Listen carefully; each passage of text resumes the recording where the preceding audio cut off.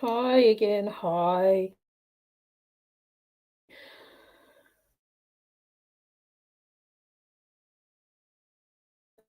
It's like I got time on my hands today, right now. So, and that thing again.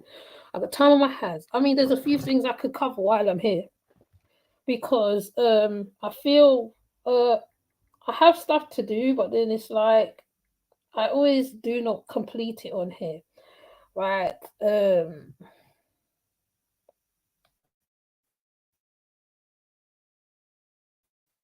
I love the uh, live every time I turn around, every time I see something, you know.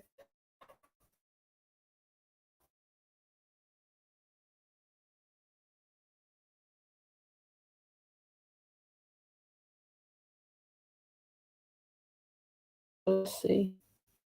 Just playing about my thing, my avatar.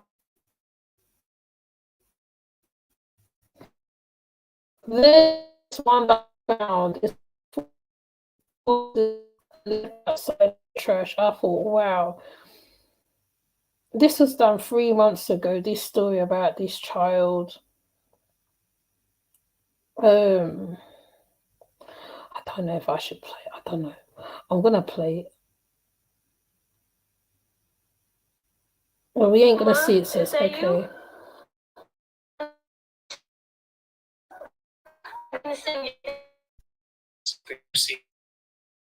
And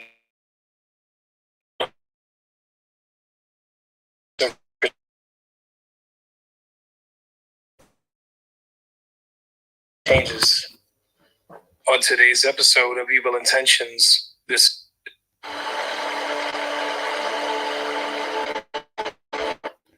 I think child abuse is the worst thing that's on the world today, is the absolute worst.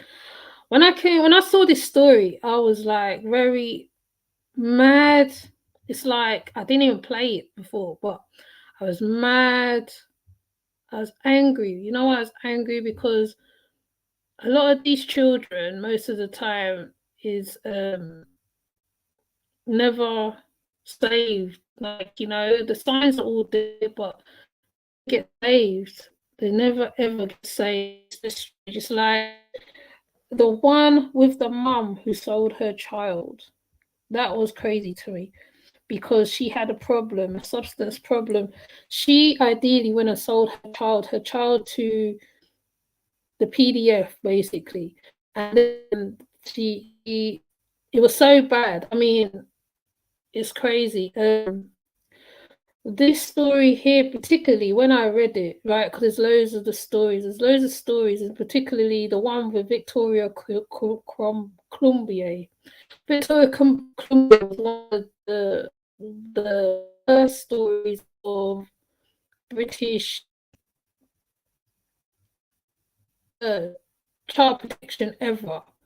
Like the signs was all there, and they didn't even catch on. They didn't even realize to when the child passed away how much they failed her.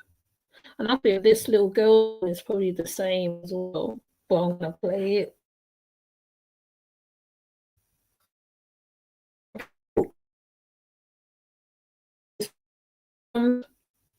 If my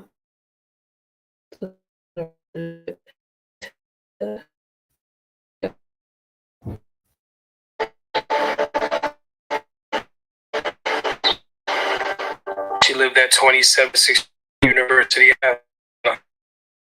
with her mother, grandmother, and two younger siblings, ages 3 and 6 years old. The building is a 5-floor walk.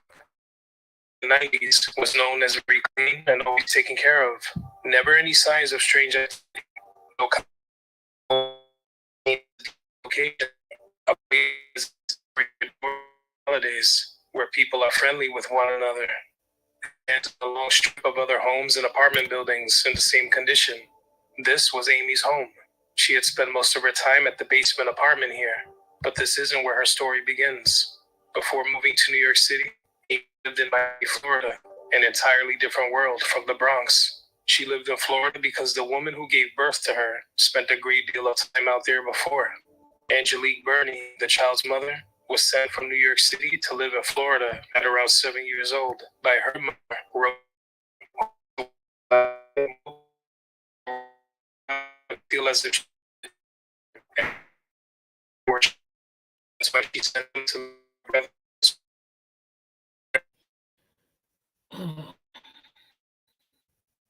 Mom like she can't raise the children.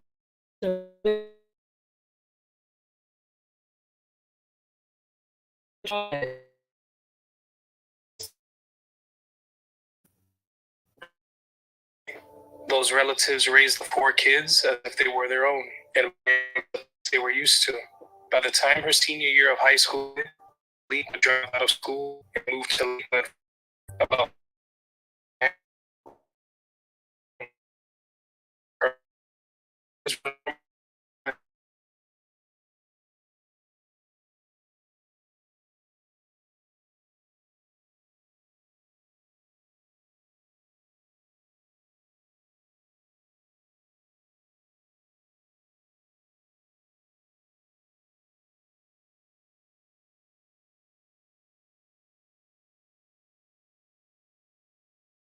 ways, she was just like a lot of other kids her age, her whole life ahead of her, and always a vibrant child. For a while, a happy life in Florida was all Amy ever knew. But by 1996, she was on her way to New York City to live in the Bronx, and things here were very different. They would move to University Ave, where Amy's grandmother already lived. According to reports, this was because the child's mother wanted to rebuild a relationship with her mother, Rosa, someone she never really got to know, since she was sent to live in Florida at a young age, as mentioned.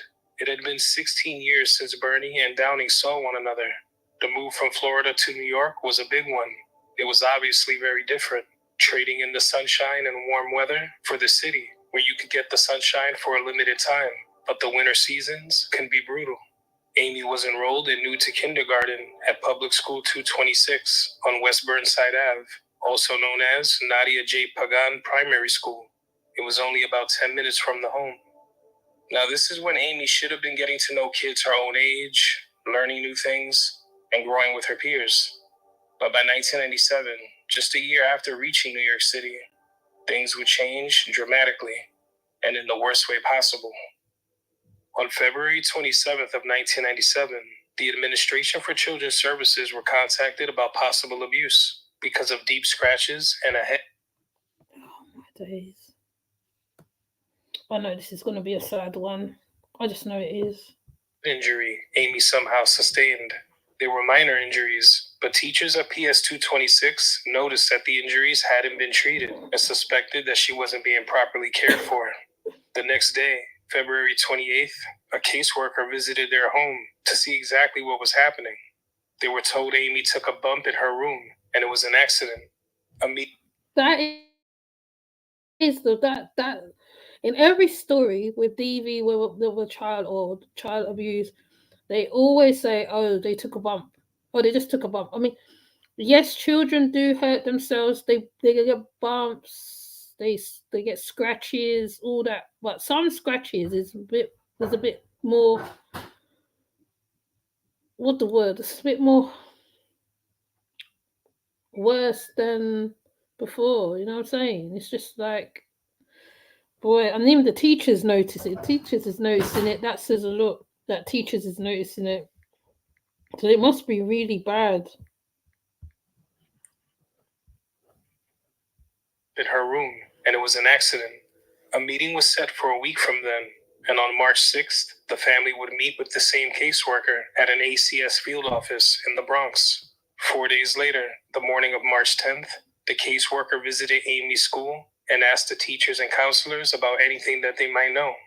That same evening, Amy was taken to the hospital by her mother to be treated for, quote, severe bruises and sprains. Some of those bruises included black eyes. But when asked how the child got the injuries, they were told by the grandmother and mother that they had no idea. It was said that the hospital didn't believe the injuries to be abuse and never reported the injuries to New York's Child Abuse Hotline. At the end of March of 1997, it was clear to the social worker overseeing the case that there was indeed abuse in this household.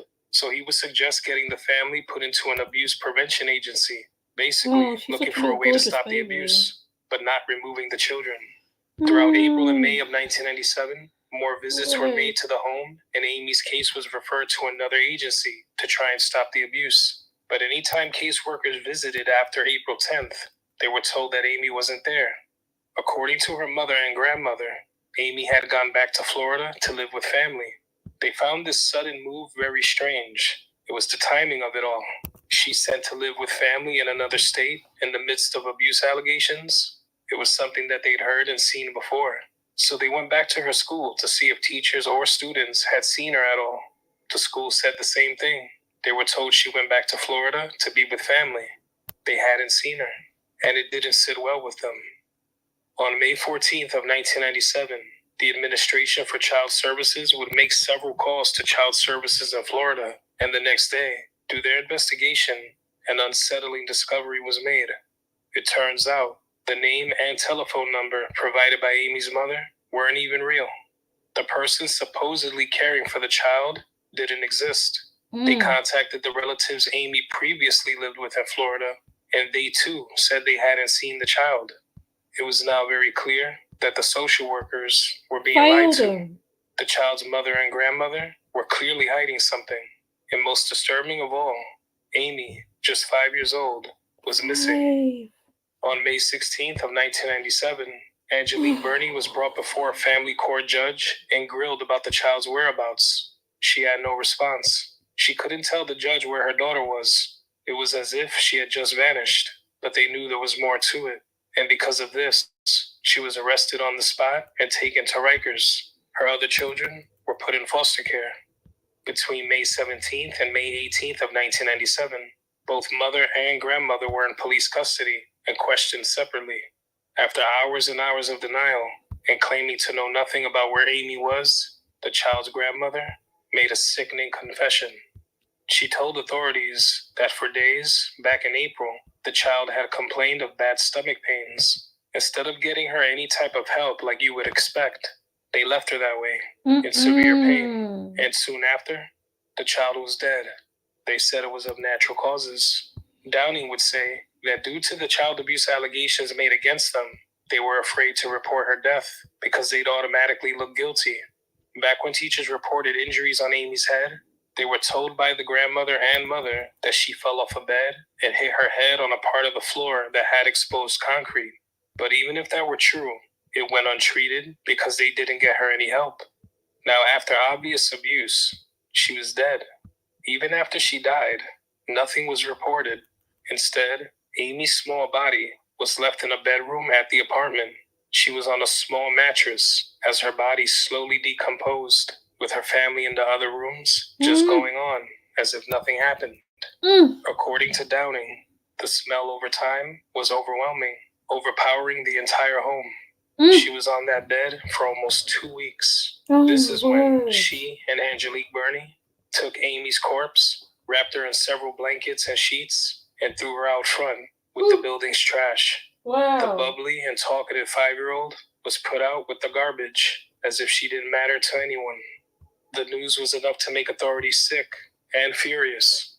It also didn't sound real. Given the history of abuse allegations, they had no reason to give them the benefit of the doubt. They were surely guilty of extreme neglect, at the very least.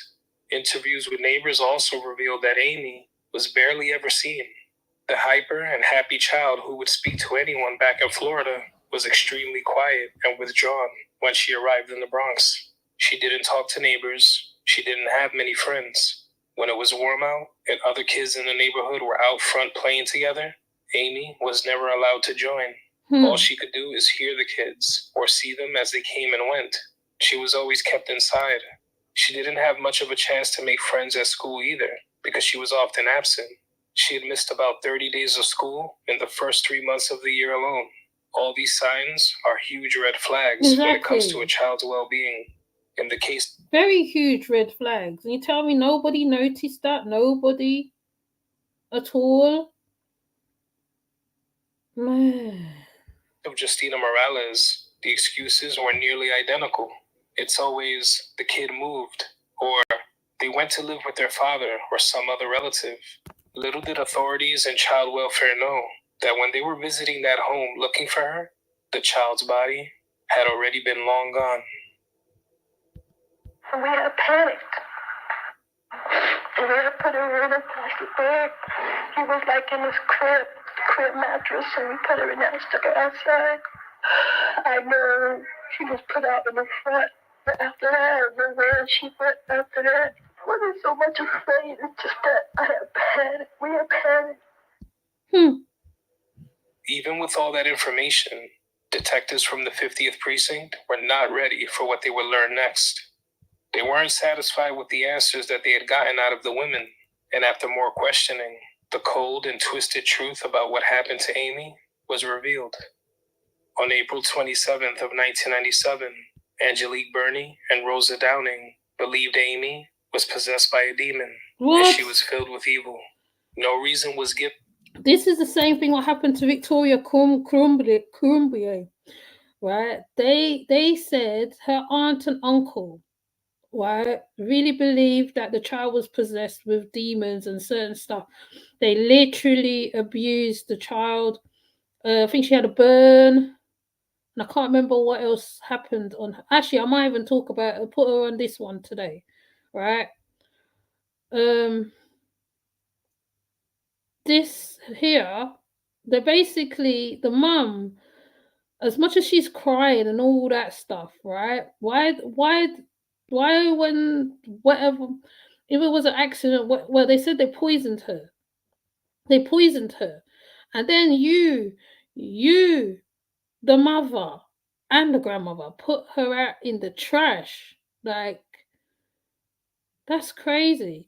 This little one, I mean, fair enough, right? Children are full of energy. They're full of life. They're full of full of energy. To me, right, there is a saying that goes that how a house without children is like I forgot those words they say. Someone needs to give me this quote. A house, hold on, let me find it. A house without children is not happy home or something like that, right? When you hear the laughter of a child, right, it's like they're the ones who make the house lively. They give you life. And imagine, right, when it's situations like this, I would say, like, when it's situations like this where like a child is sent to a relative who's supposed to look after them or whatever, or the mum's in the whoever's incapable of whatever, and this is the mother and the what they say is the mother and the grandmother that believed she was possessed, that believed the child was possessed. It's like, who in your right mind? Look, they say 5-year-old Amy was unalive by her mother and grandma. They believed that the little Amy was possessed by the devil, and they wanted to, exorcist the demons out of her. So they forced her to drink poisonous potions of ammonia, vinegar, cayenne pepper, black pepper, olive oil. She was restrained,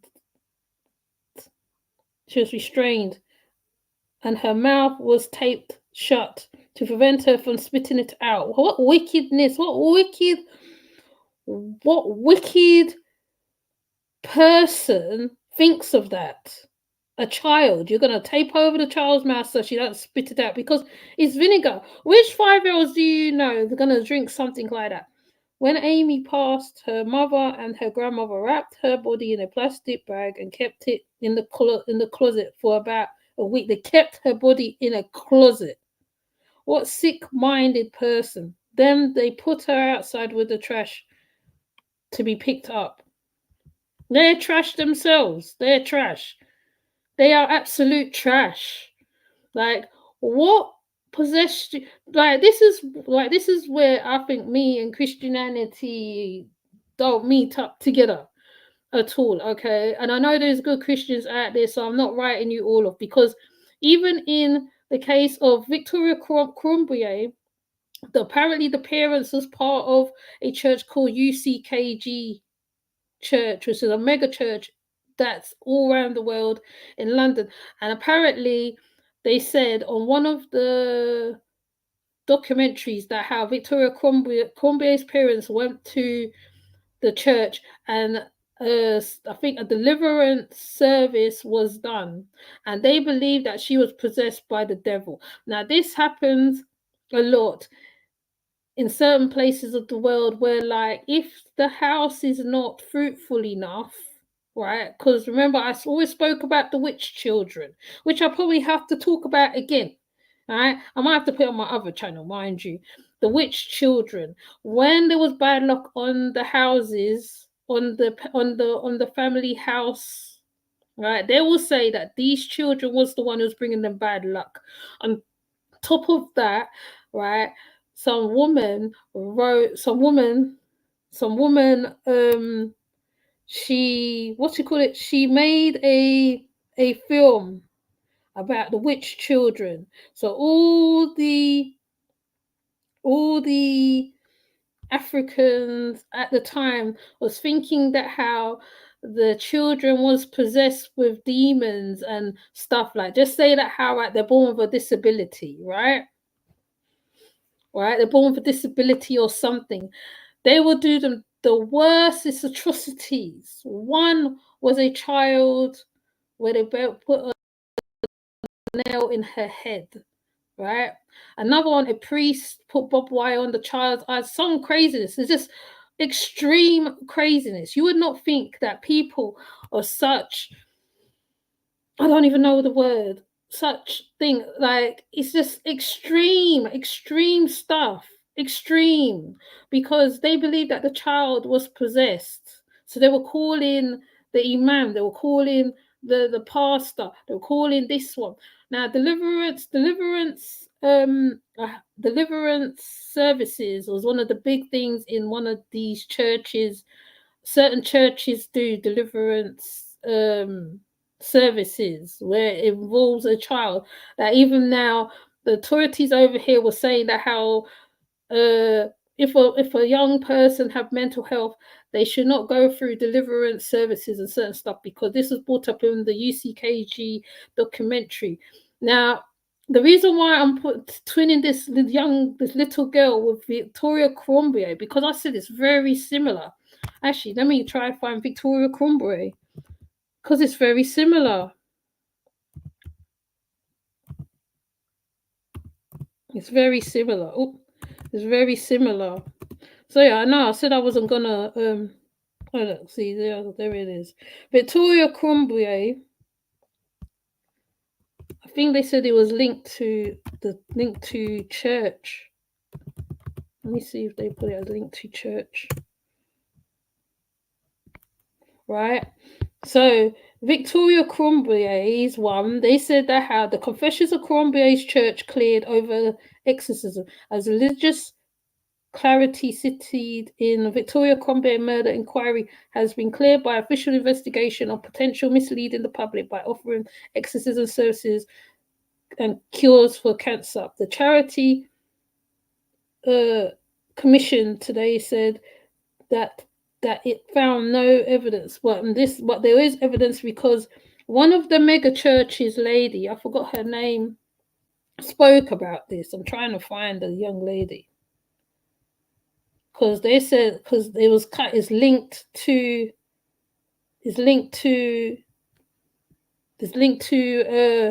this story here.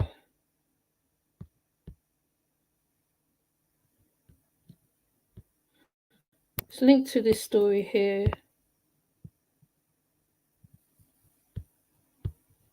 Let me see if they got it. Let me see. I'm going to play it, actually, because I think when I'm reading it, I'm not making sense myself. Cinema Church's child death links. Walthamstow, the religious group which believed child abuse victim Victoria Climbié was possessed by demons, is behind plans to turn the borough's only cinema into a church. The Universal Church of the Kingdom of God, UCKG, which believed the horrifically abused 8-year-old should be exorcised to cast out bad spirits, has offered in excess of £2 million to buy the EMD in Hoe Street, Walthamstow. But the controversial sect, which claims to offer protection from black magic, is mistrusted by many in the wake of one of the most distressing child abuse cases this country has ever seen. Victoria Climbié was murdered in February 2000 by her great-aunt, Marie-Therese Callao, 44, and the woman's boyfriend, Carl Manning, 28. During the trial, both claimed the child, who they called Anna, had been possessed by the devil. This theory was backed by a group known as the Universal Church of the Kingdom of God, a registered charity based at the former Rainbow Theatre in Finsbury Park. The group, currently at the center of a year-long investigation by the Charity Commission over its funding, wants to extend its religious influence into Walthamstow by converting the historic picture house into an evangelical church. It have already submitted plans to the Waltham Forest Council and is awaiting a decision from current owner Mohan Sharma. But this week Mr. Sharma refused to say whether he would sell to the group, and said he is awaiting a decision on the proposed multiplex cinema in Selborne Walk before making his decision. During the Old Bailey trial, the jury heard how Callao took Victoria to the Finsbury Park Church on 3 occasions in February 2000, believing the child was possessed by demons. Pastor Alvaro Lima, 21, saw her and agreed that Victoria had spiritual problems and recommended an exorcism to destroy the witchcraft that he claimed had followed her from her home in the Ivory Coast. Pastor Lima also said he would fast for her to rid her of evil spirits, but by this time the child was already half dead from chronic abuse and neglect. The day before the exorcism, Callao and Victoria visited the church where the pastor noticed the child was unwell and told Callao to take her to hospital. Victoria was rushed straight to casualty from the church, but she died of hypothermia the next day, on February 25, 2000. Police later found that she had been kept in a bath, dressed in a bin liner, and fed scraps of food. The child, who had 128 injuries on her body when she died, had also been beaten with bicycle chains and a hammer by Manning, who thought she was Satan. The evil pair, from Tottenham, were convicted of killing Victoria and jailed for life in January last year. During the trial, many questions were raised about the authorities who should have spotted the abuse Victoria was suffering, including hospital and social services workers. But similarly, questions were raised over the UCKG. Barrister Michael Gledhill accused Pastor Lima of playing with fire in his dealings with Victoria. Asked if he felt responsible for the child's death, Pastor Lima replied no. The UK-based Cult Information Centre said of the UCKG, "It's certainly a group about which we are concerned. We have had complaints about its activities." Family Action Information Resource, which publishes a newsletter containing information on cults, wrote, "The issue here is a church, whose behavior in the Victoria Climbié affair was deeply concerning, and whose financial dealings are, at very least, curious." The UCKG is based in 30 countries and is extremely wealthy, allegedly earning £1.5 million each day worldwide. It has been likened to a business empire and owns numerous TV and radio stations.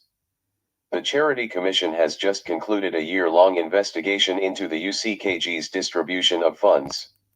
The results are expected to be published within the next 2 months.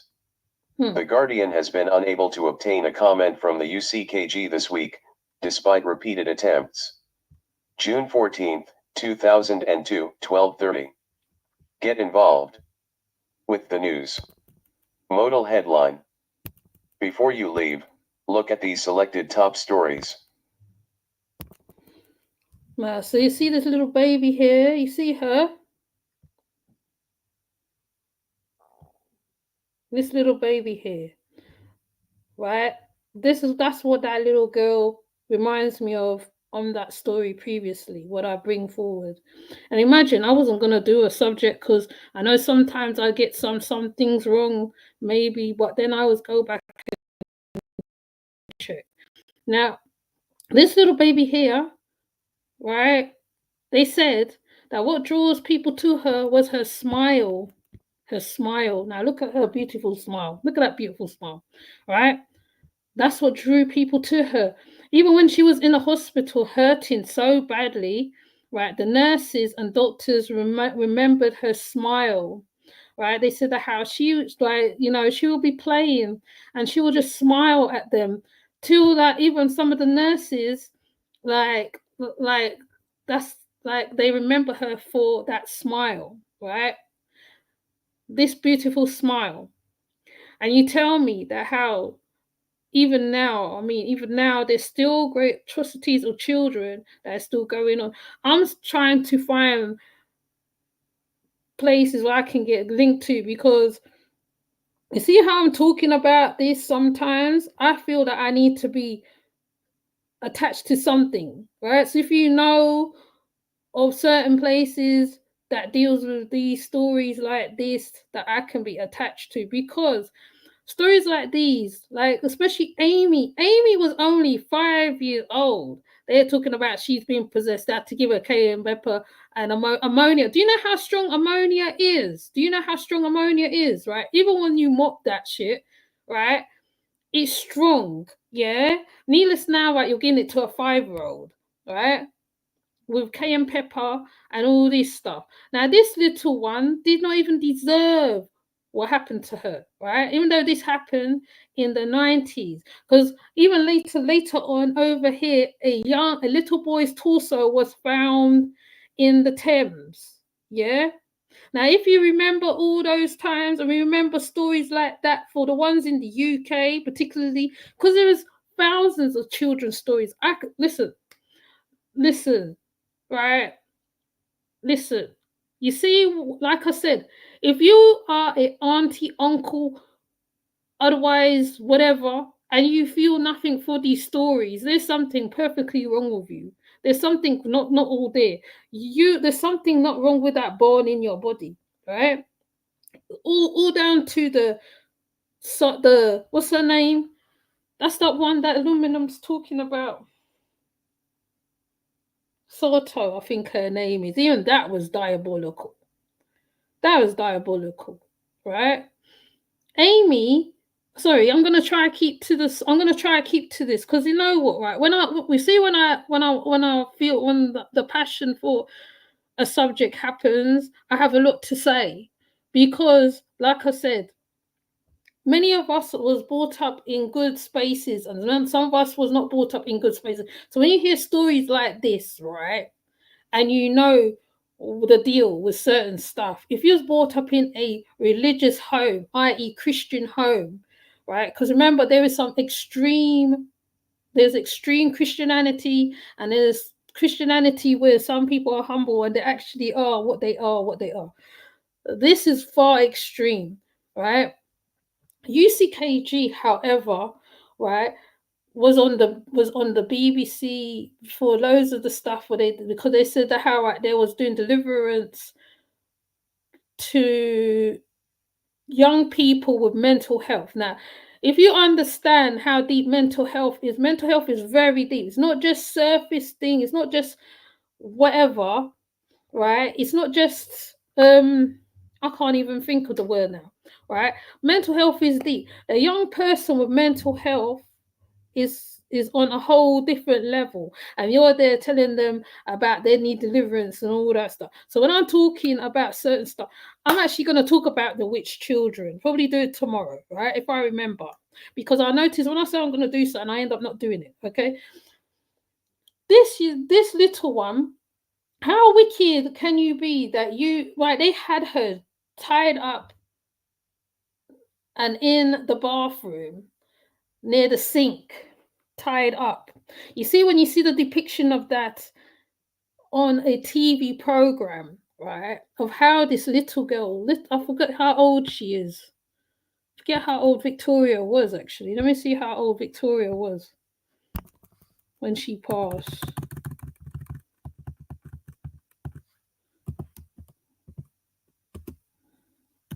Because they had to change the law. They had to change the law in the end. She was 8 years old, right? They had to change the law in the end. And then they started putting out certain laws concerning children who are being abused. So just say that how right they're home too much. Me, if I like, you know, yes, children can be ill and stuff like that, as long as that's what it is.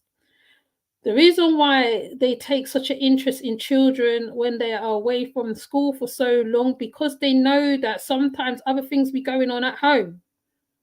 Victoria is not is one is how hi Blanco.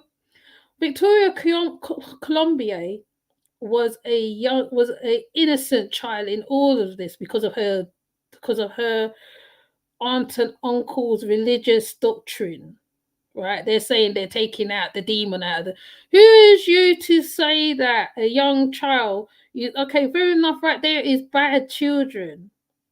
Right, they're so-called evil children, but like if you watch things like Jeffrey Dahmer and certain stuff, right? Oh, what am I talking about today?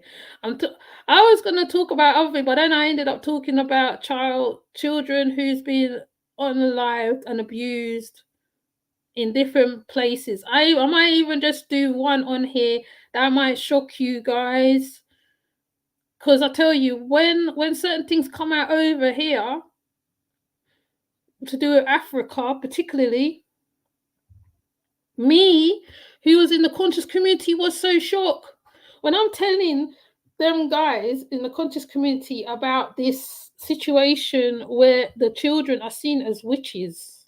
I should even put it up on the screen. I should just put everything in this one. I'm going to put everything in this one. Okay? Because there is a lot going on. There's a lot going on globally on a wider scale. There's a lot more bigger than us. Even me sitting here sometime.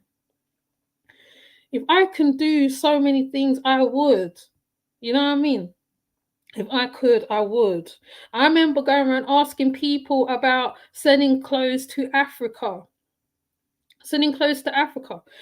Did I get answers back? No. We need to talk about why these bigger content creators keep stealing from us small fish one day. Oh, well, I'll tell you, I'll tell you. Some of it is learned behavior. Stop by, show by respect. Oh, hiya, native. It's learned behavior, but in Africa, particularly, right? They, like I said, what I said earlier, and I'm going to repeat it because you know me. I'm not scared to. I like repeating stuff because I repeat anyway.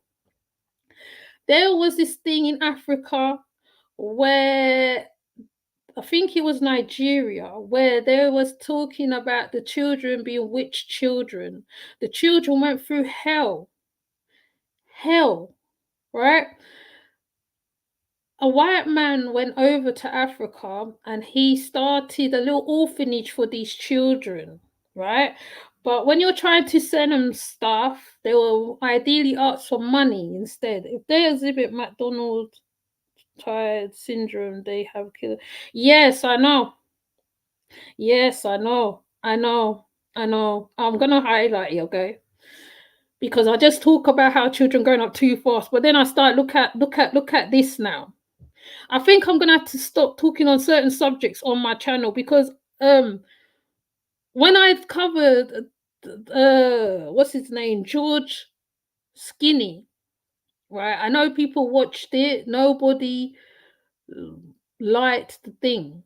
Stories like that shows certain stuff, and I do actually talk my mind and my opinions on certain stuff, okay, right?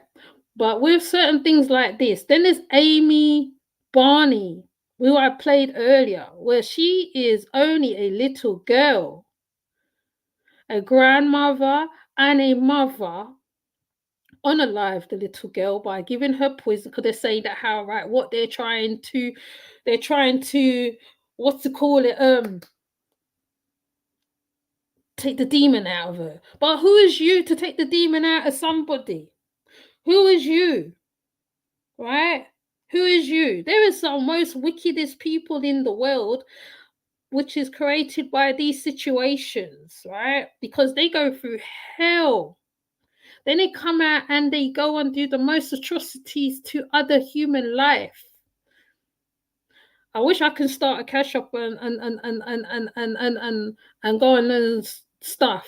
Because I tell you, you see when you start reading on these stuff here, on this here YouTube here, the amount of stuff coming. There's even one of a young boy on a live in his therapist, right? The signs are all there, but people just sit there and watch it like though, like, oh no, let's just watch it. Da, da, da, da, da. Even when I was talking about my girl, and you know who, I mean, I'm not mentioning her name, okay, right? Because it's what is done in the, whatever happens in the house. Children, when these people grow up to be older, right, they go and they start doing a lot.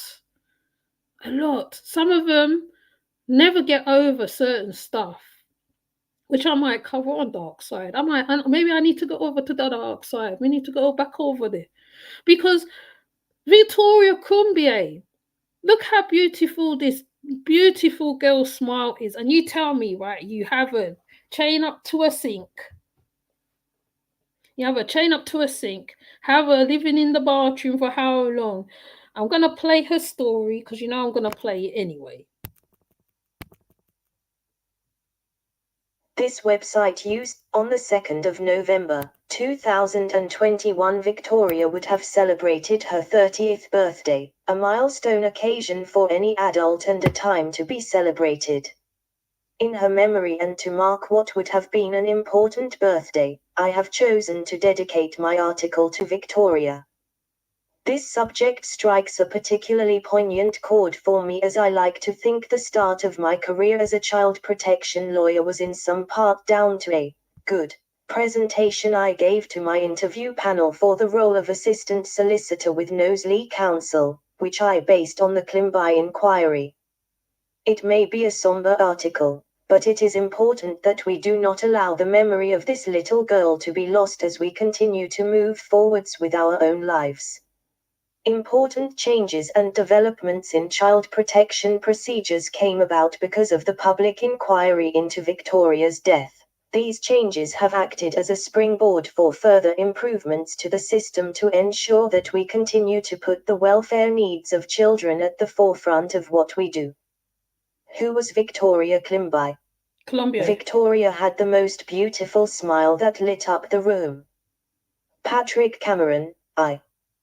Victoria Climbié was born to parents Francis and Berthe Climbié on the 2nd of November, 1991 in Abobo, Côte d'Ivoire, Ivory Coast, Southwest Africa. In 1999, Victoria left her parents' care with her great-aunt Marie-Thérèse Kouao, initially for France and later arriving in London. The intention was for Victoria to be afforded a better standard of education and quality of life than what she might have received had she remained in Africa. Sadly, little did her parents know that sending their little girl away would not result in the better life she entirely deserved, but rather it would end in her murder by the person who was entrusted with caring for Victoria, her great-aunt Ms. Kouao and her boyfriend Kyle Manning. Victoria tragically died on the 25th of February 2000 at St. Mary's Hospital Paddington from severe organ failure because of the sustained physical abuse she had been subjected to. Abuse. All non-accidental injuries to children are awful and difficult for everybody to deal with. But in terms of the nature and the extent of the injury, and the almost systematic nature of the inflicted injury, I certainly regard this as the worst I have ever dealt with, and it is just about the worst I have ever heard of. 2. Victoria was regularly beaten by her great-aunt, including having her toes hit with a hammer. Blood was also found on Manning's football boots, and he admitted during his trial that he would hit Victoria using a bicycle chain. Victoria was left to live and sleep in a bath in an unheated bathroom, bound hand and foot inside a bin bag, lying in her own urine and feces. I had never seen a case like it before. It is the worst case of child abuse and neglect that I have ever seen. 3. During Victoria's post-mortem, no fewer than 128 separate injuries had been sustained. The inquiry. In April 2001, Lord Laming led the public inquiry into Victoria's death. The report, which was published on the 28th of January 2003, made 108 recommendations.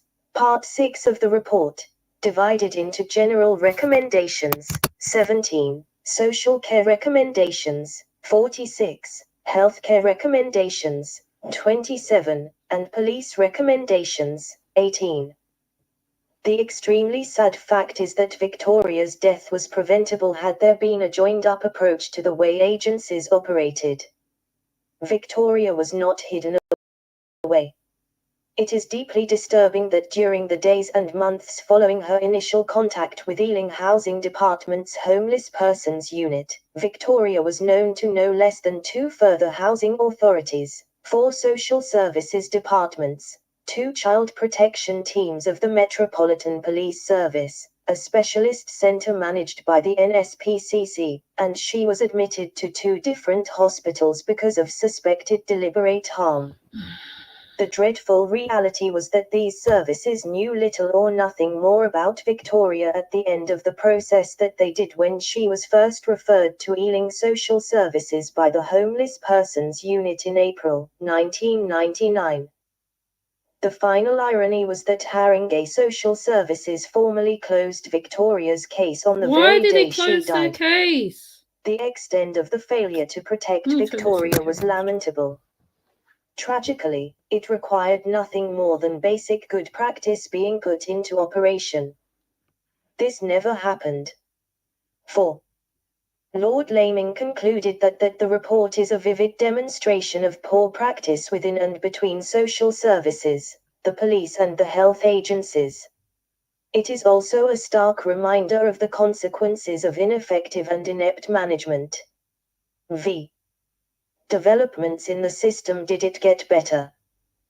The inquiry report concluded that the child protection framework under the Children Act 1989 was fundamentally sound, but there were gaps in its implementation. As a result, the Children Act 2004 made several key changes. Further changes. Do you know what? I'm going to go through the Children's Act, okay? Because there's sometimes people need to know. To me, I think all information is good information as long as it makes sense, right? Because sometimes, right, even you as a parent who doesn't know certain stuff, then you learn later on about certain things. Okay, so the next one I'm also going to present, remember the witch children, right? Right, the witch children is another atrocity. Let me find the thing. Because that's just crazy to me.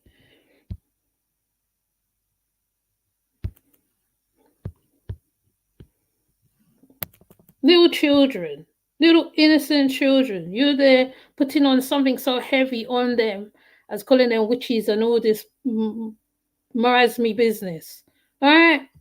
When I heard about this, I was so ridiculous. I remember hearing about this in the early 2000s. I don't know whether anybody else heard about this. I'm coming to talk to you, Blanco, because you said that how we should do a drill reading on some of these cases. Nancy Grace, somebody stole your information. You know why? Because you go very deep into information. That's what it is. You go deep. Like yesterday, that lady that came in yesterday, when I was doing the one on Lucy Lettsby, she went very deep into information, very deep, right? That's why I had to give her the credit, because she went in places where I didn't even think about at that time. So, you know, people need to give people some kind of credit to us, like, you know what I mean? If the information is very deep, that's why I made sure I put you up when you did Jazzy Life's reading. Okay, so this one here was the witch children in Africa. right? The atrocities these children went through. I can't even show you an example of it right now. Okay? The atrocities these children went through was crazy to me, right? When I tried to send stuff to the children, because I had children myself, so I had loads of toys, loads of this, loads of clothes, whatever. So I was prepared to really send stuff. But when I got to the charity, when I got in touch with the charity, he said he just wanted money donations. In the conscious community at the time, there is, which is still going on, there is clothes and stuff being sent to Africa as well, toys, books. There's actually quite a lot of what I say there is a lot of charities, right? A lot of charities that send stuff to Africa, right? But this one to me seemed much more deeper. Why? Because of how the children was dealt with. The children was dealt with effed up, totally effed up, right? Because of the household being unlucky or whatever. They'll say, oh, the child's possessed, the child's this, the child that, the child this. Oh, one lady caused such a stir in Nigeria at the time. This is the early 2000 part. She caused such a stir. The people was literally unaliving their children in compounds, right? Unaliving their children in compounds, doing them the worst stuff you can think of. I don't even know whether people remember this when it came out. If you remember, please put in the comment section for me, because at the time when it came out, it was one of the most shocking stuff. I think Unreported World covered it. It was one of the most shocking things that happened at the time. Anyways, let me play the top. Were made by the children. Let me see. Support the Guardian. 2 residents of Ghana's Kukua witch camp, where those accused of witchcraft and shunned by their family seek protection from torture Can and you even imagine? murder. Photograph, Pacific Press/Alamy. Witch hunts and ritual child abuse are a stain on Africa. We must confront them.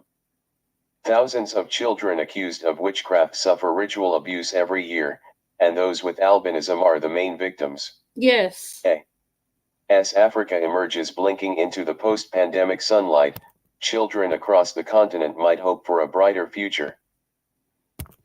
The albinoism, in their minds, right, and babies, they believe that how if they do certain stuff with certain things, or they unalive an albino, they take to the witch doctor. So what used to happen is loads of albino children, adults, will go missing in Africa. And children was mostly the most vulnerable, because there's street children and all sorts, right? Because this is known. There's street sellers and children in Africa, because the street sellers, the children will go out and earn a living for the parents in Africa. All right. This is why I get really crazy when people don't know the ins and outs of certain things. I'm not saying don't be who you are, but it's always good to look out to the wider world of certain stuff, because some of these things be going on in the West. Some of these things are going on in the West, even worse. But in Africa, it is the worst atrocities ever. So they will go out and get an albino person, and they will unalive them, and they'll get the bones, the eyes, and whatever, and they will take you to the witch doctor, right? In some regions of Africa, and I'm not saying all African religions are bad, because I'm part of an African religion myself, so I'm not going to say they all do that, because they don't, right? These are the ones, are the bad practitioners that are in the thingy, because even the Sangoma Gogo, who came on here talking about her son, I think she spoke about certain stuff as well, right? But I don't think I put it on here. But this has been known to happen as well, okay? Lockdowns drove a surge in violence against children, especially girls, But surely life can now start to improve. Sadly not. No sooner does COVID begin to recede than we hear news of another appalling failure to protect the rights and well-being of African children. It scarcely seems credible that the horror of witchcraft accusations and ritual abuse against girls and boys across the continent is emerging again in 2022. Yeah, this is I have no 2022. wish to criticize Oi. beliefs that underpin traditional African healing or religious practices. Witchcraft is deeply rooted in many cultures and communities in sub-Saharan Africa, and is a powerful influence in the lives of millions. In some countries, witchcraft and associated traditional beliefs are interlinked and deeply valued. But when those beliefs and values spill over into unspeakable physical and psychological violence against children, we have to speak out. Every year, thousands of children are accused of witchcraft and suffer ritual abuse and attacks, crimes hidden in plain sight. Children with albinism are at much higher risk. Many governments look away, despite being signatories to the African Charter on the Rights and Welfare of the Child and the UN's Convention on the Rights of the Child. Children are subjected to physical and psychological violence, including public humiliation and forced confessions, torture, violent beatings, traditional cleansing medicines, expulsion from home and community, and, in extreme cases, murder. Yes. The impacts on mental health, including isolation, neglect, bullying, victimization and poor self-esteem, can be lifelong and life-threatening. The ordeal of a 13-year-old Beni Nessa girl, let's call her Ifia, highlighted in a new report from the African Child Policy Forum, ACPF, saddens and enrages me. She had to spend years in a shelter after being accused of witchcraft. When she did eventually return home, she was shunned by her family and community, and within a week had to seek protection once more. Everyone suspected me of being a witch. Their looks, actions, and words were just unbearable, Ifia said. Everyone said that I was a witch. They said I ate someone, but they wouldn't tell me who I ate. Such stories are heartbreakingly common. Accusations can come from friends, family, neighbors, schoolmates, or co-workers, and are driven by fear, revenge, jealousy, resentment, or greed. Witchcraft accusations can be a form of scapegoating for a community's troubles. Although less common than witchcraft accusations, ritual attacks on children, especially those with albinism, are also often motivated by greed, a desire for power or a belief that their body parts can stave off ancestral wrath and cure everything from male impotency to poverty. Girls with albinism and mothers of children with albinism suffer extreme violence, including having their arms and legs hacked off while still alive. Wicked. Wicked. Want to see my face? Wicked. Wicked. Absolutely wicked. I don't know how to fix this silly hood. Wicked.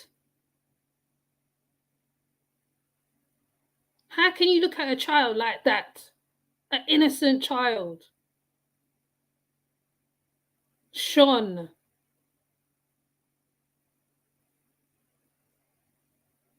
I don't know. I don't understand people, you know.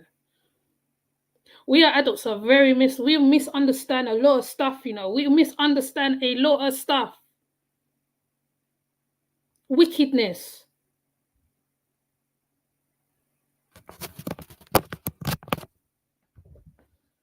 Wickedness. Yes, all creeds have their meatball monster speak up, but put it in check our own. Yes, that's what I said. Even you know what's so ridiculous, right? Right. I used to hear about a lot of things, even in Trinidad. I remember one time one lady came from Trinidad and she explained what happened to a little boy in Trinidad. I wonder if any Trinidadians is in the audience too, because something happened to a young boy in Trinidad with Cain, right? Because at one point, right, there was a lot of violence being brought, there's a lot, well, there's still violence There's still violence with children in Trinidad. There's a lot of violence against children in Trinidad. I think I did highlight a few of them at one point. I highlighted a few of them. Okay. This right here is down, like they say, it's down to traditions and all that stuff. Like, there is good and bad traditions. There is good and bad traditions. You see, when you take on a certain thing, you have to know the traditions of the people. It's vital that you know traditions of the people. So when you go to certain places or go to certain areas, certain countries, you know, because bear in mind, right, especially people who take their children out of the West and take them to Africa to live, you have to know. Gambia was ridiculous. Gambia was ridiculous. Beautiful country, right? It looks like a beautiful country. People, lovely people. What they were doing? Giving away their children, thinking that how right their children safe. One American lady was out in Gambia. She see all these adult people, I think it was men, around this child. She spoke up. Because she spoke up, people was against her because she spoke up, but she had a right to speak up. Because I think if I was there, I think I would have done the same bloody thing, to be honest. Right? They said that how, right, a man was in a nightclub with a child. So what they do, right, they leave the West, i.e. America, England, wherever, and they go to Gambia because the Gambian people are not aware of certain stuff. Some of them are still not aware of certain stuff. I mean, they're probably a bit more aware of certain stuff now, right? And these people used to go to Gambia and they used to go saying they're doing stuff for the family. They will go help the family, this and that and the other.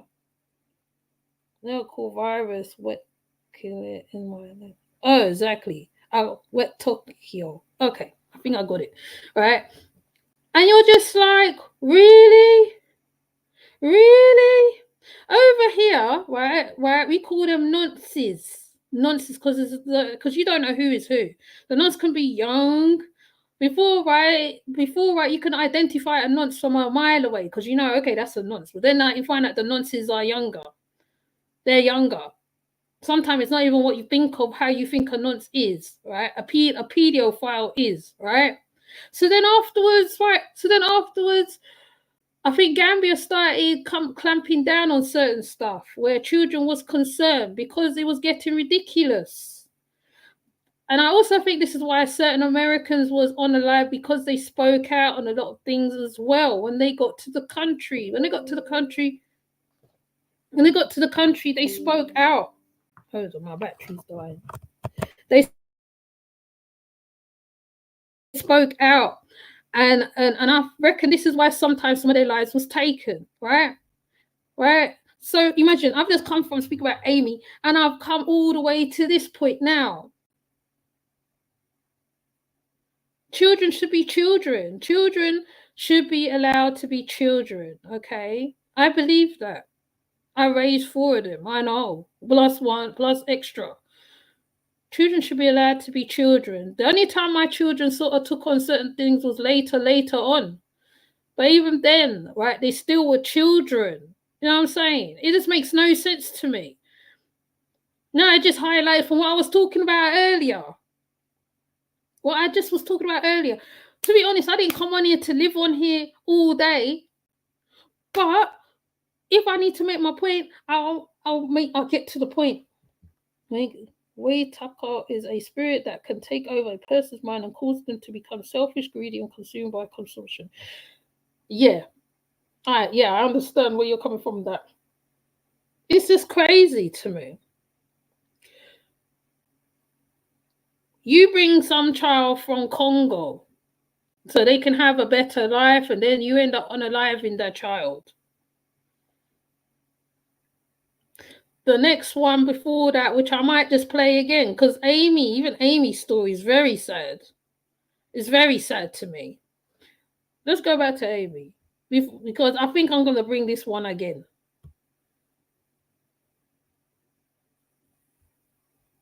I'm going to bring this one again.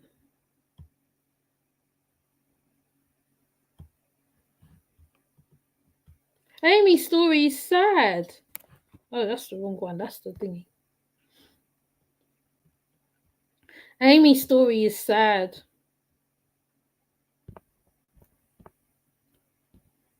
Little girl, little baby. That's a baby. A baby, a babby. She's a babby.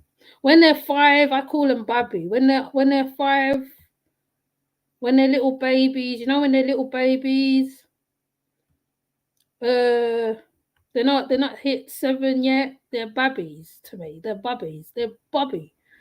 Because they look like little bubbies. They still look like bubbies. You know, like when like you hold your baby for the first time, you look into its face and she looked like she just now come out of toddler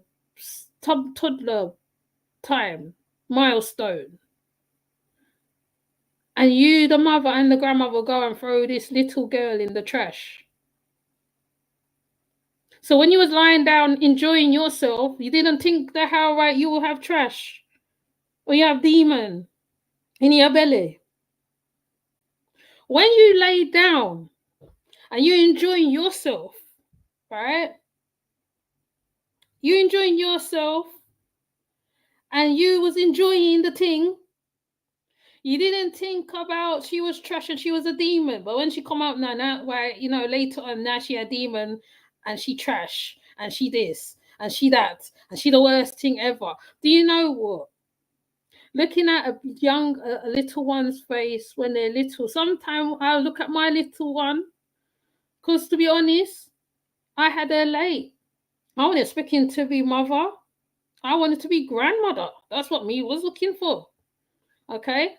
And sometimes I like when you look at a child, because I think when you're older, mature woman, I don't know whether the young ones can understand, okay? And you have a baby later on in life, you look at the child, because you yourself can't believe you got this little child now, like you got to try and look after. Somehow you got to look after this little child till they're able to take care of themselves. This child looked like she just now done suckle off her mum's breast. And you want to go throw her away. I need to get my grandson on the bus. I enjoy listening to you. Protect all children. You are a good woman. Stand by your grand salutes and good, strong woman. Oh, okay, Native. I don't know whether Aluminum is still in the audience. I don't know. Because she says she want to pull, she's going to, you know, she might pull card on these ones. Right? The baby, you see, children, they are gifts. Many people can't even have bloody children. Some people barren. Can't, right, you know, they got IVF, they can't make children. They can't make the children. Some of us are so blessed that we have a blessed womb, that we don't see the beauty that we have in front of us. Because when that child grows up, and you see how beautiful that child is, that same child that you carry for 9 months, you watch it go to school, go through kindergarten, nursery, till they go teenage, university onwards. You watch that child grow up. And you want to take away that child's life. You sit down there, you push out that child. How long in labor you spend pushing that child out? Some women does be in labor for 2 days, 3 days, longer, right? Some of them all have to have C-section. Their body's never the same, right?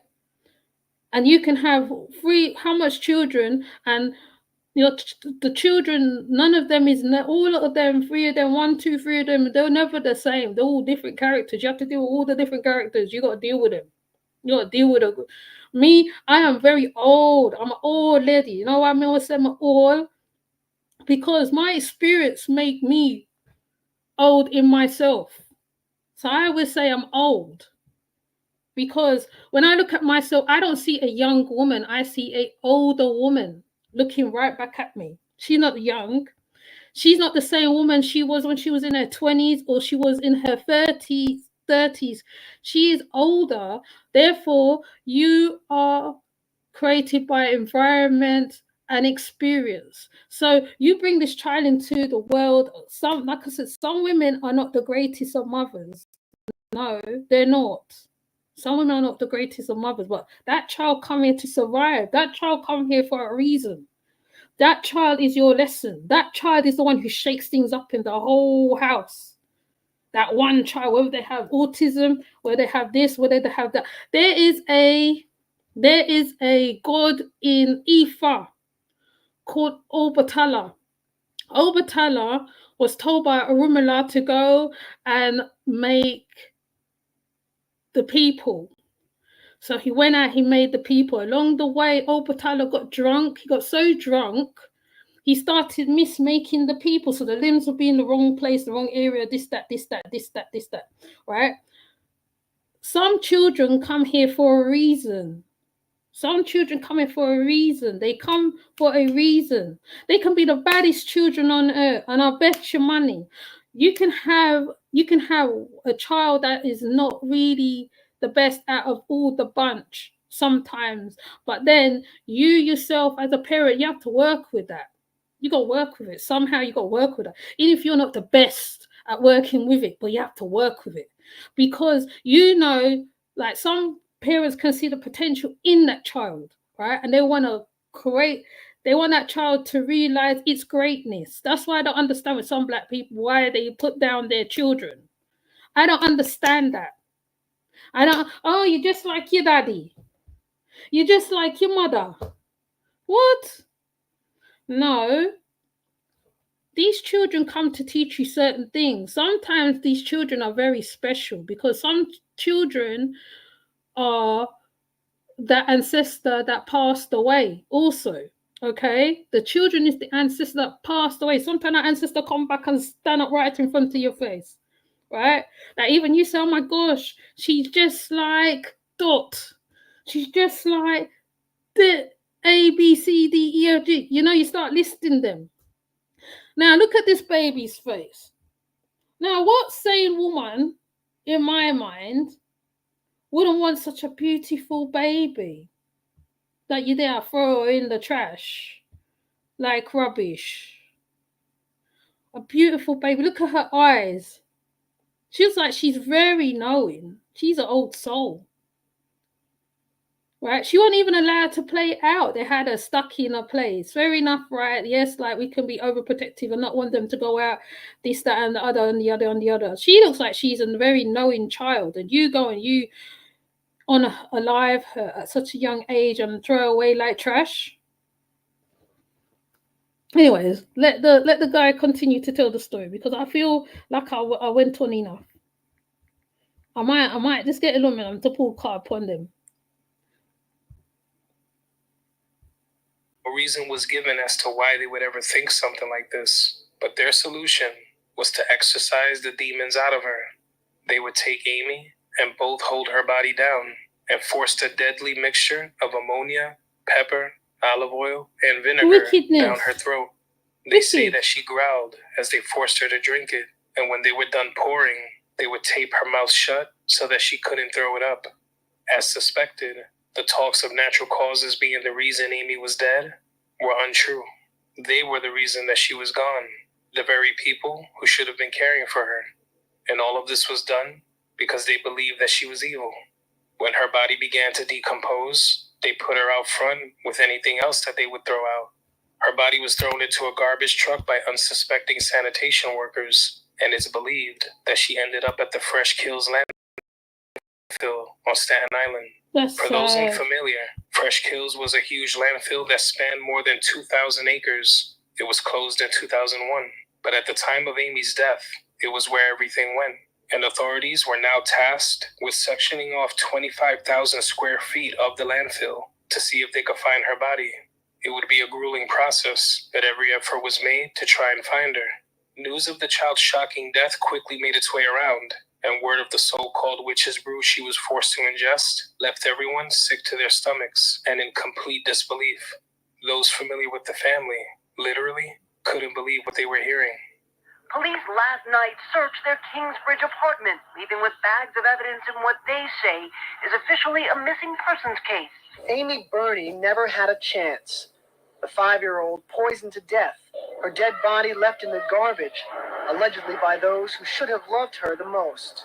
She had been forced to swallow a mixture of ammonia, vinegar, pepper, and olive oil. How wicked That she is was that? restrained and that her mouth was gagged, and that she was intentionally forced to ingest this mixture by both her grandmother and her mother.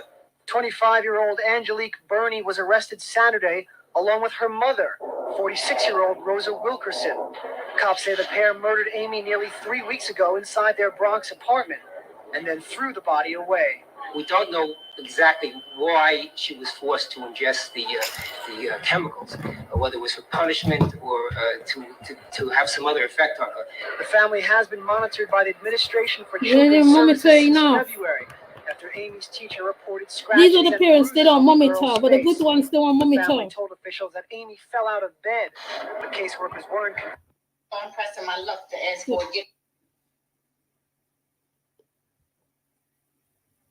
Out front playing together, Amy was never allowed to join. All she could do is hear the kids or see them as they came and went. She was always kept inside. She didn't have much of a chance to make friends at school either, because she was often absent. She had missed about 30 days of school in the first 3 months of the year alone. All these signs are huge red flags when it comes to a child's well-being. In the case of Justina Morales, the excuses were nearly identical. It's always the kid moved, or they went to live with their father or some other relative. Little did authorities and child welfare know that when they were visiting that home looking for her, the child's body had already been long gone. And we had panicked. And we had put her in a plastic bag. He was like in his crib mattress, and we put her in that and stuck her outside. I know she was put out in the front. But after that, I don't know where she went after that. I wasn't so much afraid. It's just that I had panic. We had panic. Even with all that information, detectives from the 50th Precinct were not ready for what they would learn next. They weren't satisfied with the answers that they had gotten out of the women, and after more questioning, the cold and twisted truth about what happened to Amy was revealed. On April 27th of 1997, Angelique Burney and Rosa Downing believed Amy was possessed by a demon, and she was filled with evil. No reason was given as to why they would ever think something like this, but their solution was to exorcise the demons out of her. They would take Amy and both hold her body down and forced a deadly mixture of ammonia, pepper, olive oil, and vinegar down her throat. They say that she growled as they forced her to drink it. Wicked. And when they were done pouring, they would tape her mouth shut so that she couldn't throw it Is up. aluminum still there? Suspected, the talks of natural causes being the reason Amy was dead were untrue. They were the reason that she was gone. The very people who should have been caring for her. And all of this was done because they believed that she was evil. When her body began to decompose, they put her out front with anything else that they would throw out. Her body was thrown into a garbage truck by unsuspecting sanitation workers, and it's believed that she ended up at the Fresh Kills landfill on Staten Island. For those unfamiliar, Fresh Kills was a huge landfill that spanned more than 2,000 acres. It was closed in 2001. Turn away But at like the time of rubbish. Amy's death, it was where everything went. And authorities were now tasked with sectioning off 25,000 square feet of the landfill to see if they could find her body. It would be a grueling process, but every effort was made to try and find her. News of the child's shocking death quickly made its way around, and word of the so-called witch's brew she was forced to ingest left everyone sick to their stomachs and in complete disbelief. Those familiar with the family literally couldn't believe what they were hearing. Police last night searched their Kingsbridge apartment, leaving with bags of evidence in what they say is officially a missing persons case. Amy Burney never had a chance. The 5-year-old poisoned to death, her dead body left in the garbage, allegedly by those who should have loved her the most. She had been forced to swallow a mixture of ammonia, vinegar, pepper, and olive oil, that she was restrained and that her mouth was gagged, and that she was intentionally forced to ingest this mixture by both her grandmother and her mother.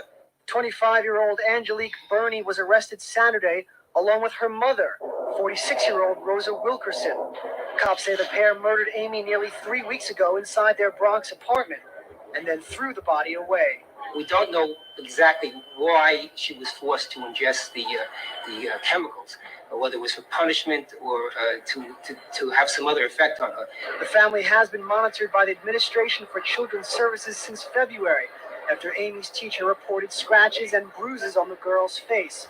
The family told officials that Amy fell out of bed, but caseworkers weren't convinced. They continued to keep an eye on the family. Just over a week ago, they realized Amy was missing, but it was too late to protect her. Yes, the girl is dead. It's a tragedy. They were not able to avoid the tragedy. However, what they were able they to could have do avoided was it conduct though. the kind of aggressive They could have. investigation that ended up in these people being arrested today. You're never going to avoid every tragedy. Amy lived here on University Avenue in the Bronx, where residents expressed shock and disbelief at the news that one of their own committed this awful crime. I know her. I don't believe she would let her child. I don't. You don't know And people I'm that praying well. They God could be the most that it's wickedest not thing in their true. own house. That What it's about not you know true. her? I don't believe the girl is dead. I really don't. I can't. Not until they find her body, then I'll probably believe it. Officials hope to find the body at the Fresh Kills landfill. So they never on Staten found her Island. body. They've isolated a 100 Jeez, by man. 250-foot section where they believe Amy is buried. Even after her body is found, residents promise to keep her memory alive. While neighbors may have been in denial about what these women did, there was no denying that this was very real, no matter what or how they felt. While an innocent, loving child's corpse lay in a literal landfill out here, the question everyone kept asking was, did these women really do this? The whole thing brought back awful and very familiar memories, reminiscent of Nadine Lockwood's death less than a year before this. I never knew that little girl was alive. I never knew she had another 7th kid. Led away for killing her child. This is the lady that took care of her children. And Justina Morales, the child who never played with other kids outside and was left in an abandoned lot after being brutalized and forced underwater by her own mother and her mother's boyfriend. The little girl got in the way. A similar situation in the 1997 Justina Morales case. Justina's mom made a deal with Brooklyn prosecutors to testify against her boyfriend. The jury refused to convict for murder and chose manslaughter. For days, detectives would search the landfill, but they turned up with nothing. As authorities quickly unveiled this information, there were other parts that they would learn that gave them a better perspective of how and why this all happened. It turns out that back when Amy's grandmother had her children, back when she sent Angelique and her siblings to live in Florida with family back in 1980, it wasn't just because she was overwhelmed. According to reports, one major reason was because she made claims that her oldest daughter was possessed by demons. Yes, the same the grandmother exact claim was just that was as made bad. about Amy. Once the children were sent to Florida, those who raised them stated that the children were just as normal as any other kids. It seems that those claims that she made back in 1980 about her own daughter would trickle down to her granddaughter all those years later. But when it came to Amy, authorities weren't buying the supernatural failed excuses. her. They believed that this was just an attempt to appear unfit for trial, to maybe pull off an insanity plea. Either way, it takes a certain kind of person to do this to a child. Neighbors who thought they knew these women now knew the cold truth. One person was quoted as saying, "We spoke about the Lord and what was happening in the world. We even talked about children being abused, about why would parents do that." She said, "I don't know why parents abuse their kids, because they're the gift from God." The two people arrested, it's like two different people from the people I know. The two women were charged with second-degree murder and depraved indifference murder. Papers and news coverage detailed Amy's death. And even after years and years of stories like this, the reports were shocking. It sickened anyone who heard about it. Although many steps were taken by child services to figure out what happened, it was already far too late, and many felt that the children shouldn't have been left in the home once those red flags started to show. It didn't matter anymore, though. Amy was gone, suffering one of the worst last moments imaginable, at the hands of the people who should have been loving her unconditionally, nurturing her, feeding her curiosity. It's hard to imagine what she might have been thinking those final moments, confused as to why the only family she knew wanted her dead so badly, probably wondering why nobody was there to help, questioning what she ever did to deserve this, The questions that detectives, neighbors, and others might have also been asking. All that was left after this was the hope that justice would be served. Angelique Burney and Rosa Downing were sentenced to 12.5 to 25 years in prison for the slaying of 5-year-old Amy Michelle Burney. But as of 2014, both of them are free. They shouldn't be As free. reality set in at 2769 University Ave, there was no way to forget what happened, and there was definitely no denying it. It was an ugly truth that someone so close by, someone people often interacted with, would do something so horrendous to a child. But as quickly as the headlines hit the papers, they left them, and life on University Ave just went on. But not for Amy. Her life ended in just 5 years. Not enough time to finish school, to learn what she'd want to be when she grew up. Not enough time to form a bond with those who were supposed to love her. No time to experience the connection between mother and daughter that's written about in books and portrayed in movies. For the introduction of today's video, it would have been very easy to use clips from the many films where a child is possessed and has evil intentions. But those aren't real. And in those films, the child is evil. It's a work of fiction. It's a shame when that love from a child isn't reciprocated. Makes you wonder if anyone cried this way for Amy when her life was taken. Her life was reduced to a few articles, all part of a bigger story we've heard time and time again. I hope that with today's video, you've gotten to know who she was in her short life. That's so sad. Oh my gosh. They failed her big time. They failed this little girl. They failed her so bad. The signs is all there. It's all in your face. And you failed her. Anyways, I'm going to come off. I don't know if Aluminum's around or anybody's around, but I'm going to come off. And I just thought I'll talk about this. Really, I was supposed to make it an open panel thing, but it didn't work out like that. It's however the live goes, isn't it, at the time. So what I'm going to do, I'm going to come off. And Amy, Victoria Climbié, the witch children of Nigeria will be remembered. The ones who passed away. There's a lot of them. There's millions, probably millions of children that's been passed away. Stories that ain't even been told. This little girl, look at her face, man. Look at her face. Like I said, I'm an older lady. I'm very old myself. I feel I'm old in myself. And I believe that children are here for reasons. Children are here to give you new life. The oldest person who has a child, they catch life. You're playing football, you're running with your child, you're doing stuff even you think you weren't even capable of doing.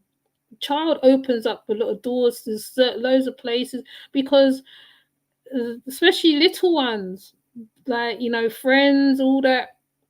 Even if you are a person who likes to be in isolation, they make you come out of isolation, yeah. So this child didn't deserve this. She did not deserve this, and it's sad. Okay, let me add her to the title actually while I'm here.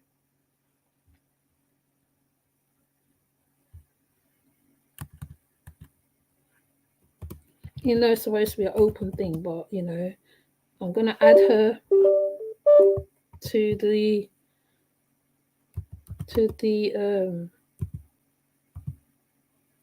let me see if I spelled her name right. Oh yeah, there it is. I'm gonna make sure I spell her name right.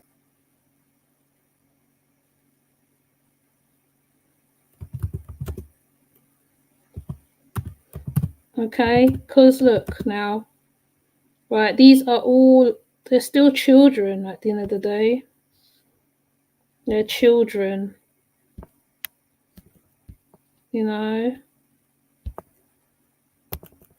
If I saw my daughters dealing with my grandchildren a certain way, I'll be right in there. For real.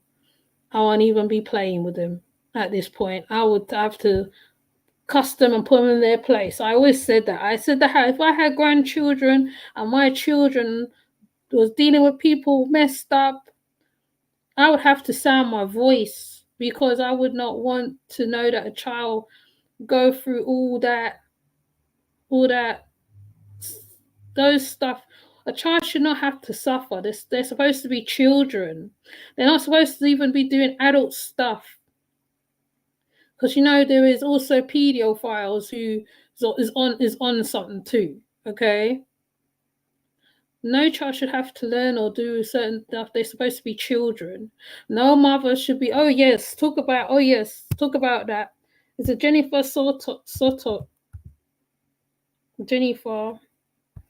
Yes, even her. We need to bring her to the forum too. All right?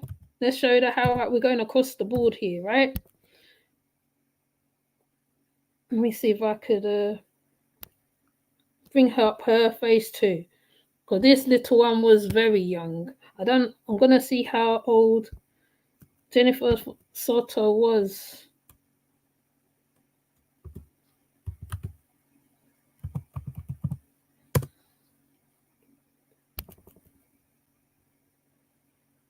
Because I think Luminum's done on this young lady too. Let me see if I could find a picture of her. I want to see the mum. The mum's you know what. Don't even get me started on her. Okay, don't get me started on the mum. Don't get me started on the mum, okay?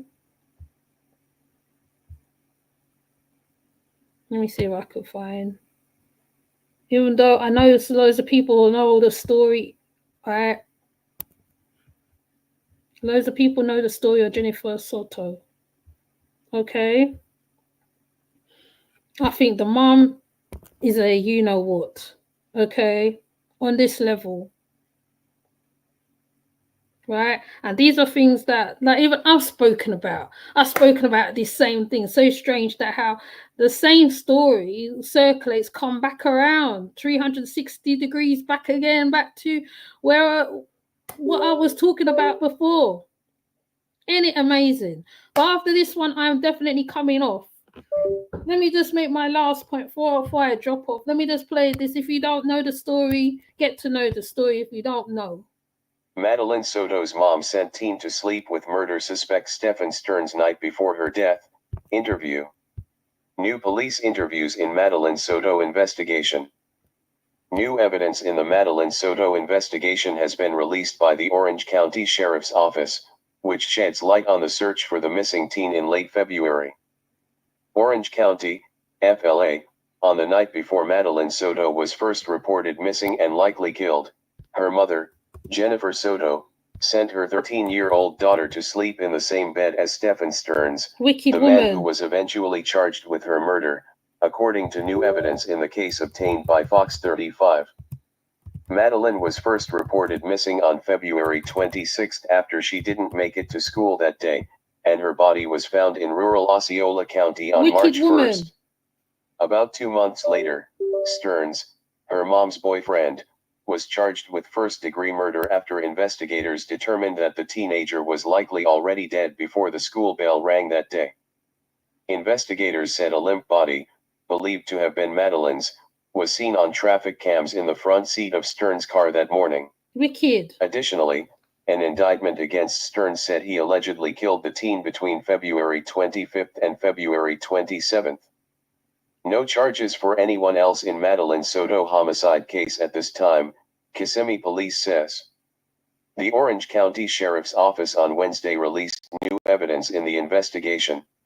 Among the new documents obtained by Fox 35 were interview recordings between detectives and Stearns and Jennifer, body-worn camera footage from deputies during the search, and other miscellaneous photos. Madeline Soto, photo, Jen Soto. It should be noted that these new interview recordings and evidence were captured in the hours and days after Madeline was first reported missing. At this time in the investigation, Madeline was just believed to have been missing, and nobody had been charged in her disappearance or death. Additionally, the case has since switched hands from the Orange County Sheriff's Office to the Kissimmee Police Department and the State Attorney's Office. Jennifer Soto speaks with Fox 35 after daughter goes missing. Jen Soto, Madeline Soto's mom, spoke to Fox 35's Hannah Mackenzie this week about the disappearance of her 13-year-old daughter.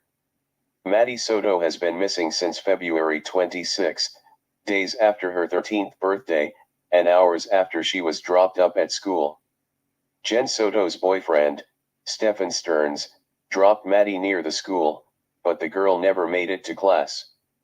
When did Jennifer Soto last see Madeline Soto? He didn't At take her to the 11:16 school. a.m. on February 27, the day after Madeline was first reported missing, a detective interviewed her mother, Jennifer. In this interview, the detective asked Jennifer when the last time she either heard or saw Madeline. Jennifer said she last saw her daughter at around 11 p.m. on Sunday night, the night before she was reported missing. Before she went to bed, Jennifer is heard saying, adding that she also heard her getting ready for school the next morning. Jennifer backtracked on this statement later on in the interview, saying the noise could have been from her two roommates. Did you hear redacted around 7 or 8? The detective asked. The audio was redacted, but the two were presumably talking about Madeline's whereabouts that morning. I heard noises in the kitchen, but I'm not sure who it was exactly. It could have been any of the roommates, Jennifer said. But you didn't see her leave Monday morning, the detective asked. Were you still in bed or still in your room? I was still asleep, Jennifer replied. Jennifer said she didn't realize Madeline had been missing until she went to pick her daughter up from school that day and learned that she was never there. New investigative interviews with Jennifer Soto. New evidence in the Madeline Soto investigation has been released by the Orange County Sheriff's Office, which sheds light on the search for the missing teen in late February. Where did Madeline Soto sleep the night before she went missing? The detective also asked Jennifer where Madeline slept that night. She actually slept upstairs with redacted. We have a guest bedroom. We were all going to sleep together in the same bed, but I needed some good sleep, Jennifer said. I got a new job recently, I haven't been well rested. I needed some sleep, so I asked, hey, can you guys go to the guest bedroom upstairs? Jennifer added that she sent them upstairs and I went to bed. Stephen Stearns, photo, Osceola County Jail. Why did Madeline Soto, Jennifer Soto and Stephen Stearns sleep in the same bed? That's weird. Fox 35 has previously reported on Madeline's sleeping arrangements with her mom and her mom's boyfriend. That's weird. According to documents obtained in the weeks after Madeline's body was found.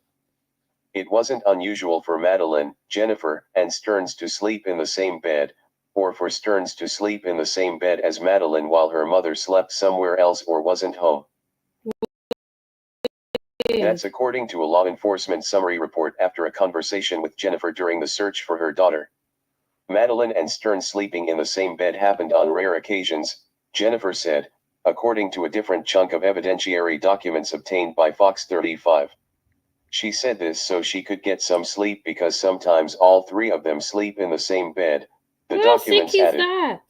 On another page in the report, Jennifer reportedly told detectives that it was normal for Stearns and Madeline to sleep in the same bed when she wasn't home. Another report shared details from an interview with a woman Stearns used to work with and briefly dated. Stearns. Now, remember the time when, like, I did a build on Caitlin and my Jazzy life, when Jazzy went to collect Caitlin from school, particularly because of Chris and whatever. See, this situation here speaks volumes. There's also another one which did also somebody else brought up about too. I need to find it though. Somebody else brought up another situation which involved a mother, a daughter, and a man. Right? Why is a teenager in bed with you and your man? A teenager. What sort of weird fetish? What the? Do you know what? I think I need to come off. I really think I need to come off of here today because you know what? I don't normally swear on my lives. No, I think I've done it once. But this here now is disgusting. Disgusting. Very disgusting. How can you, right, you're going to work, your boyfriend's in the house, you have a whole teenager. Do you know this is why some women don't even bother get man after a certain time until their children leave home? For these same reasons. Because you don't know who's a paedophile, who's not a paedophile, who's whatever. You have to vent them. You have to work out who is this one. You have to watch how they are with your children. You have to watch all these sort of things. All right, it's a lonely existence. Yes, it is. But at the same time, better safe than sorry in my book. Because how can you go out and leave your child? In fact, he didn't even take your child to school. By the sound of that, he didn't take your child to school. And then they found her on a live somewhere. I can't remember if I've seen other people talk about this story, to be honest. I did remember Aluminum actually reading on this particular story. This particular story here. Now, when I'm listening to it, because I did listen to that reading, what she did, and that was brought up in one of Aluminum's readings. How can you go out so willy-nilly knowing that, all right, there's this pedophile or whatever he is, whatever he is, all right, let's say whatever he is, in your house with your teenage daughter, all right? And I do believe she was aware of what was going on, like most. Now, remember in my Jazzy life, this was also brought up in her situation too. This is why I had to stop talk about that woman. Because, you know, when you hear about stuff like this and you see that potential stuff can happen in another place, you sometimes have to bow out gracefully. And especially because of the reading that Aluminum said, obviously, you have to bow out and just watch from a distance. Because, like I said, I've been reactors chats because you can see what's going to happen. You it's like you are on the outside, what you're looking in on somebody else's stuff, life, whatever. Because they say, oh yeah, I'll just put my life out, right? And you're just thinking to yourself, do you not know what the hell's going on? Whatever. Like, now when you hear stories like this is when it comes also real. There's another story, but I can't bother to find it right now. Time can't bother me to find it because, you know, I don't want to be sitting on here all day. Because the amount of stories that comes out about these situations here, right? Mind you, yes, you know, some of us can get it wrong. Yes, you can get it wrong. But if you are deliberately setting up your child with your man, what the hell is wrong with you as a woman when you're supposed to be protecting your child, right? Like I said, many people who are child abuse, I can't remember the word, what they say to use on here, who's been through these things as children, and they see the signs, because then sometimes you know the signs because you've been there yourself, so you will know the sign. Okay, you know the sign, and you know, especially if your child's outgoing and all of a sudden they're quiet, that there is something wrong, right? Your sixth sense as a mother steps in, and then like you start seeing all these certain stuff and you'll be thinking, what the hell, why is my child being, because it's also go on through behavior and certain stuff. Though I have spoke about stories of these certain stuff going on before. I also spoke about how the community also keeps certain stuff quiet. Code of silence. Shh, don't tell that. Don't tell this.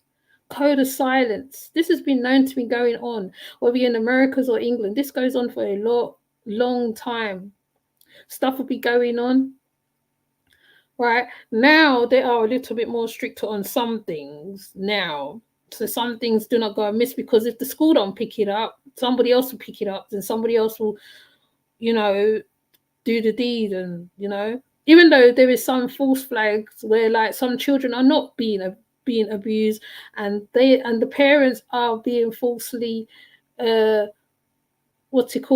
brought in because of the false flags who they think what is what, which is not. Right? But there's most cases where it is literally going on. It's literally going on in plain sight. Now, there was also a story that came on Netflix where, like, the parents was friends with a man. I can't remember. And the thing's called plain sight, where the man, he was sleeping with the mother, the father, and then he ended up taking the daughter. For how long? She was gone for how long? He abducted her for how long? And it was all in plain sight. And then I think he brought her home. I can't remember the story exactly. Right? So these situations happen on a regular basis. Even in this modern world in 2024, you'll think that how right most people would be on it, especially if they've been through certain shit themselves. They would not want their children to go through that same thing what they went through as children. But no, there is a few in between others who will allow certain things to happen. Now, this little girl did not deserve this. She didn't deserve this. Now, the reason why I stopped it, because like I could feel myself getting mad and mad. Like me, I can feel it getting, like when I hear stories like this, right, it really hurts my blood gets hot. And I'm not a hot person like that. I don't get mad like that. I don't. But when you hear stories like this, right, you'll think that how people would do better. I would love my children to not be in the same boat as me or be in the same situation as me. Certain stuff that I went through, I would not want them to go through as they are children. Like, why would you put your child through this shit? For what? For what? And I have spoken about this, but like I can't remember which live it was, okay? But like I said, I'm gonna come off it because I know I go and get mad. I go and get very mad, crazy mad. And I shouldn't. And the thing is that to me, I think that how there should be a whole uproar. Social media is a huge space. What are we supposed to make up noise and make up song and dance about? We don't, right? And like I said, the child can be purple, black, purple, Chinese, Indian, whatever, right? No child should go through enough stuff. They should be allowed to be a child, a teenager. You know what I mean? They should not be able, a teenager should be able to go through whatever they like, the little awkwardness, till they come into themselves. But no, I don't know what is wrong. Because you think you have to keep a man, you dare put your child into the lion's den. I don't know. Let me just come off. Jesus, I'm done for the day. Sorry. I finish. I'm done for the day. I'm done. You see this now? Look, I've only done, what's it? 4 stories. I've done 4 stories. All nearly the same. All nearly around the same thing. Where's the, like, yeah, I don't know what to say now. I think I've lost for words right about now. I'm gonna go make myself a cup of tea and cool down my head, go drink a water and chill, because this is why sometimes when I come on, I bring up certain subjects, it's heart rendering. I'll be on my timeline, I see the most things, right? The most things to do with children, which is so strange because like I don't even be looking up. I think I would just be like around. Like, I mean, I watch things like Queen Throne as well, and I know she does a lot of stuff on pedophiles as well, right? So a lot of stuff come on my timeline as well to do with that. And I still got to do the other one, but I ain't doing it today because you know what? I'm too mad right now to even do it. I'm not even gonna I think whatever the information is gonna come out, I'm not even be able to gonna take it in, because like a whole 5-year-old, no matter how long ago it was, passed away because of her mum and her grandmother, or her grandmother had an issue, because they're saying it's the grandmother who was saying that previously, that how she was saying that how people was possessed by a demon. This one here, the mother give over the daughter to the boyfriend. I don't know what is wrong with these. I don't know what is wrong with the women. I don't know. Women on the whole, for centuries, for how long we hear of these stuff, atrocities. Actually, women and men. Some women, some men is really not all this sometimes. I have to wonder. But anyways, I'm gonna come off. I am not gonna prolong the live any longer. Because if I go into 2 minutes, right, that's when a problem. You know what? Like, you know what I mean? I think I said enough at this point. I said a whole lot more, and I've heard a whole lot, and I think I'm done. That's it for us, boy. I don't even know what to say. You don't see my face already. You see how mad I am. You know what I mean? I get mad when I hear stories. I get mad. I get crazy mad inside. I'll be. My fires, the fire that burns inside of me right now is not. I don't know. I can't even explain it right now. I can't even explain it to you how mad I am at this point. Okay, and it's not over internet stupidness for once. It's just like when you. I don't know. Anyway, let me just come off because I can't think of nothing. I'm not gonna even. Thank you for coming to the live, Lumen Blanco, and I'm gonna do this on the dark side of Ocean Yemi, your reading on this particular one here, because I know you're very accurate, because I just heard certain things and I know you spoke about that already. And Native. And I'll see you in the next one. Take care. Bye. Have a good day. Bye.